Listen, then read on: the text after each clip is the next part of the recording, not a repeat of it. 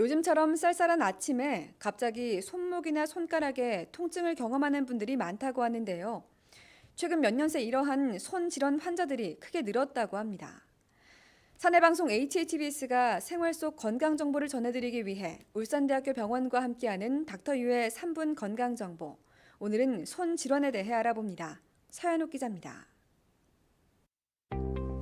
최근 스마트폰, 컴퓨터 등 디지털 기기를 사용하고 또 스포츠 활동이 증가하면서 다양한 연령층에서 손 또는 손목의 질환이 증가하고 있습니다.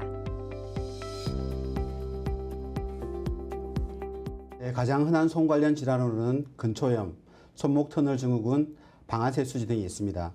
이 세 가지 질환은 증상의 발생 부위와 원인이 다 다른데요. 먼저 근초염은 손의 힘줄을 둘러싼 얇은 막에 염증이 생기는 것이고, 손목 터널 증후군은 손목 앞쪽에 손목 터널에 지나가는 힘줄과 신경이 두꺼워진 손목 인대가 압박해서 손저림과 통증을 발생시키는 질환입니다. 방아쇠 수지는 손가락을 구부리거나 펼 때 뚝 하는 소리와 함께 통증이 나타납니다. 최근 갑자기 쌀쌀해진 날씨에 손이나 손목 통증을 호소하는 분이 늘었습니다. 손질환은 계절과도 깊은 연관이 있다고 합니다. 네, 날씨가 추워지는 겨울철에는 손목 터널 주위 구조물, 주변 연부 조직들이 위축이 발생할 수 있고, 혈액순환 또한 원활하지 않아서 증상이 심해질 수 있습니다. 특히 자고 일어난 직후에 보통 뻣뻣하고 심한 증상을 호소하다 활동을 하게 되면 약간 호전되는 경우가 많습니다. 이외에도 근초염이 여름에 심해지는 경우가 있는데, 여름에 활동량이 증가하게 되고 높은 기온과 습도가 조직 내 압력을 증가시켜서 통증을 일으키게 됩니다. 관절염 또한 손의 통증을 일으키는데요. 하지만 앞서 이야기한 손 질환들과는 좀 다른 증상을 보입니다.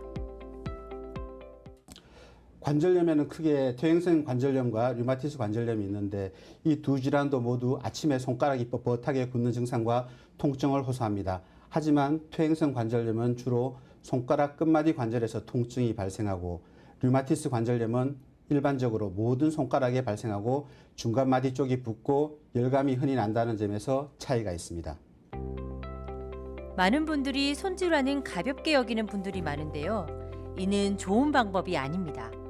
반드시 적절한 치료를 통해 악화되는 것을 막는 것이 중요합니다.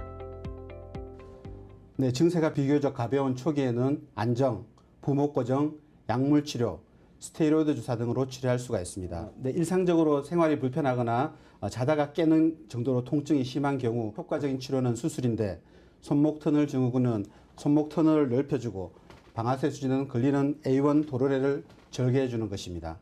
수술적 치료는 국소 마취하에 약 2cm 내외의 절개로 비교적 간단하고 회복이 빠른 편입니다. 닥터유가 전하는 테라피, 손질환을 예방하는 스트레칭을 알려드립니다. 첫 번째는 손목 풀기입니다.